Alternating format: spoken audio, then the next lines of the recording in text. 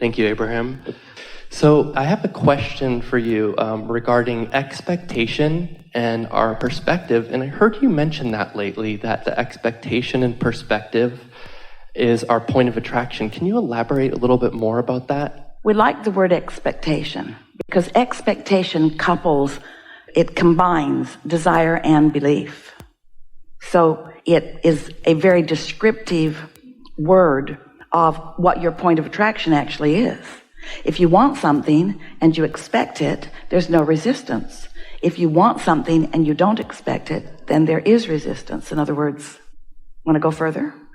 Sometimes I'm curious about things that I pick up on, like a thought or something when I think of someone. Recently, I thought of somebody who's coming to teach a yoga workshop here, and I thought of him, and I thought of a friend of mine, and I said, I wonder if Molly's actually ever heard of him before.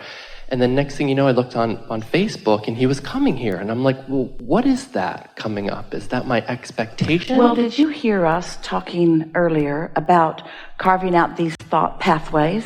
The most important thing to understand about creation is that it is all about point of attraction. And point of attraction is all about what you're asking for and what you're letting in or not. So many people ask for things that they don't let in. They don't even know that they're doing it because those thoughts feel sort of normal.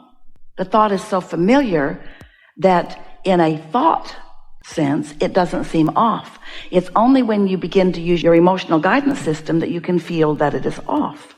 So we're talking a lot these days about the thought pathways that your thoughts carve out. You've been carving out thoughts and your inner being has been receiving them and setting things in motion. But the thing is, you continue to carve out thoughts which then help you to let in what's lined up for you or not. You can think a thought and therefore offer a vibration that dictates what happens next. And you want to know how literally the universe responds to you. Well, big time literally. You get what you think about. Sometimes you say, oh, I must be psychic. Well, it doesn't matter what you call it. If you get tuned into your inner being, you can feel sometimes what is on its way to you. People say, well, I had a premonition about this, or I had that thought and then it happened. What's up with that? Well, it's no big, amazing thing. It's that you carved out a thought pathway, and it's pretty obvious that thoughts like that are going to come down the pathway that you've carved out. So first thoughts come, and then words come, and then other people come, other people that think those thoughts come, other people that think those thoughts and say those words come. That's what the thought pathways are about. The law of attraction is consistent, and once you start paying attention to what you're doing, then you have more control of your point of attraction. Yes? So now bring us back around to where you are.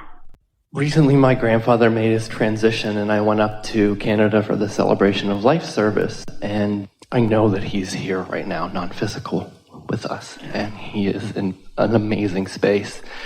And I was up there with my family, and I was finding it very hard to have my own experience in the moment and wondering how I was causing all this stuff from my point of attraction.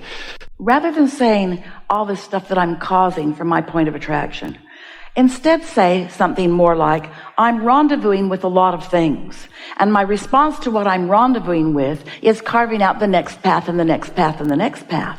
Esther really thought that she was being very light about her bumps on her Cadillac's nose. And she was mostly light, especially when there were people there. People that she didn't want them to worry, people that she wanted to set a good example for, especially the man who felt so bad when his car rolled out of gear and bumped it. She really wanted to soothe him. She did. She wanted to soothe him. But was she thinking otherwise? Another trip down there, another loaner car. And it is not easy not to react to life. And what deliberate creation is deliberate reaction to life. It's not putting yourself in a corner or a cave or a hole where things can't get to you. It's not getting in a protective stance. It's not even discontinuing watching television or discontinuing going to movies or discontinuing getting out there where people are.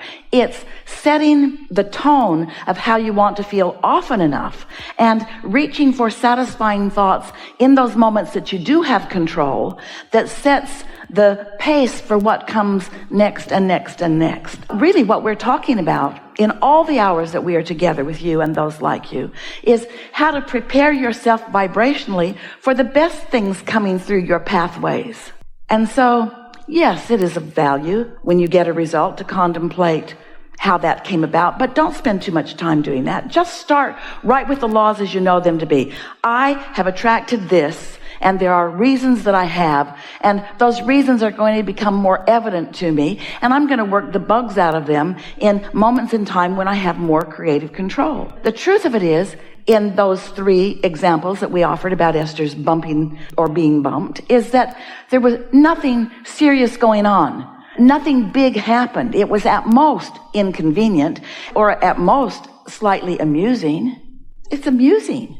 It's amusing when you think about how cooperative the universe is. How cooperative the universe is. And when you are fine-tuning, don't you want to get good at this? Don't you want to understand it? Esther can't live with less than creative control now that she knows creative control is possible. Esther doesn't want to be sloppy in her thinking. She doesn't want to just think about this and that and that. She doesn't want to be part of the masses who are carving out thought pathways to things unwanted. She's very fast with the mute button. She mutes the television when commercials come on that she does not believe are advantageous to the world. And yet even her muting is a sort of sign of defiance against something. You got to figure it out, and you're all doing really well, and your life experience that's coming to you is way better than it is not good. There's so many things that are working, but clean it up, clean it up, clean it up, clean it up, clean it up. Release resistance, release resistance, release resistance, which mostly means don't give so much thought to so many things. You just don't have to. You could start with this very powerful, truthful, simple premise.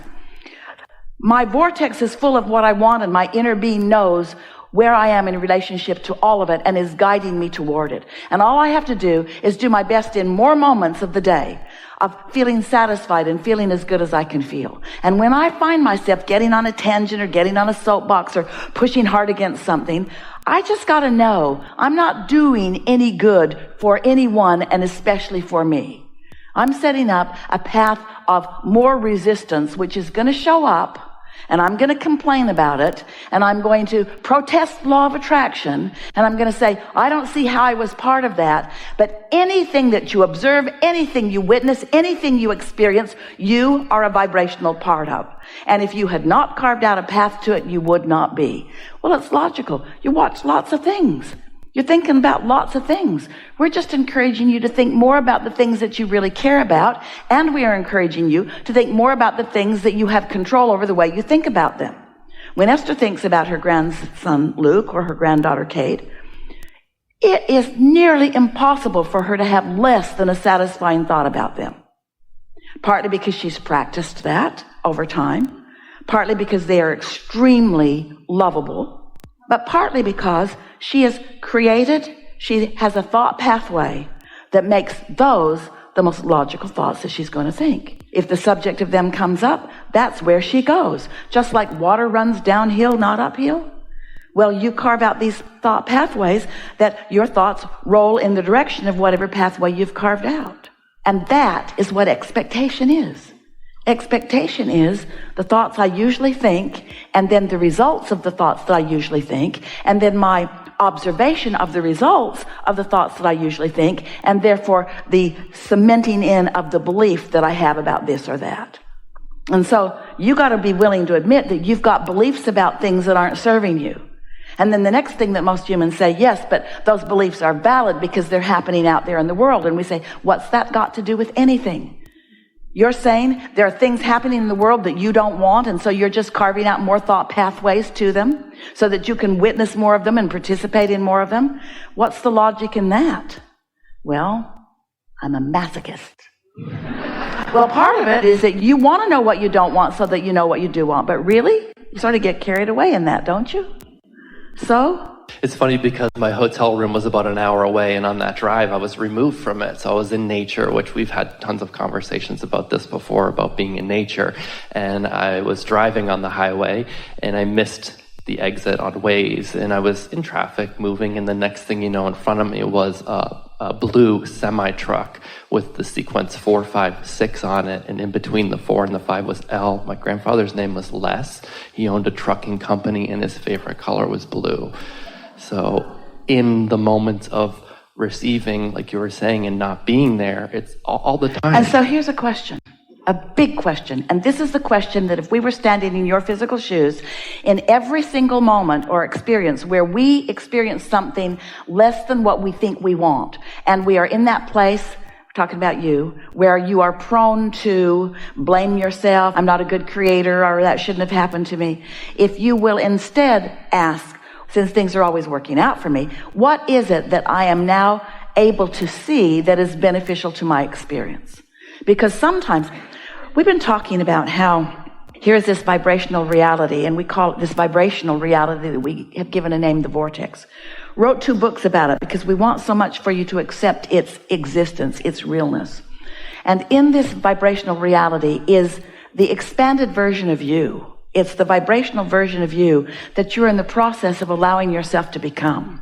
So it includes all of the things you want and the experiences you want and the relationships you want. It is where your inner being dwells. In other words, it is the best version of you that you have created so far. And it is a constant in the universe, and it is beaming a signal, and the law of attraction is responding to it. That's why cooperative components are being gathered, and that's why it continues to expand. And so as it expands, it is real and it is accessible by you. But you got to be in the vibrational frequency where it is, which means if you're worried about something, then you don't have access to it. If you're hateful about something, you don't have access to it. You got to be in the vibrational vicinity. We've been demonstrating that by acknowledging that this is this very high, pure vibration, meaning no resistance. And that, for example, when you meditate and allow your resistant thoughts to subside, that your vibration naturally rises. And now, because of the vibrational equivalency between you and your thoughts right now and what's in your vortex, these thoughts can come through that now thought pathway, path of least resistance, just like water flowing downhill. You can receive those thoughts. As you receive those thoughts and feel the positive emotion, Esther will sit to meditate for 15 or 20 minutes, and often, not every time, but often, as she's coming back into her full Esther awareness, an idea will occur to her, or an impulse to do something. And so when that impulse comes and she follows it, she knows for sure that it was an idea that was born in the vortex and held as an idea and transmitted as an idea that she then was in the receiving mode of. Sometimes you're in that receiving mode and you don't even know you are. And your thought was, I missed my turn. I didn't take the right exit, when that may not be at all what happened, as in what you've just described. You may have been very well inspired to take a path of even lesser resistance, a path where you could think about someone who's thinking about you. Doesn't that feel logical to you? Doesn't it seem logical that those dearly departed that are not so departed at all, who are vibrationally around, who are aware of you, would be aware of you and where you are, and would be carving out a pathway of a way that they could rendezvous with you, a way that you could come into vibrational awareness with them? And so when you're driving, you're often in that receiving mode. And so in the receptive mode, you followed the impulse, and as you followed that impulse, there you had a manifestation that gave you evidence of. Are you following this? There's a new exit at Esther's exit where she lives in Texas. They're redoing the interstate, lots of changes, and they moved the exit from where it is to way back. And every day Esther drives right past it. Well, that's not exactly the inspiration that we're talking about. You can tell the difference. Absolutely.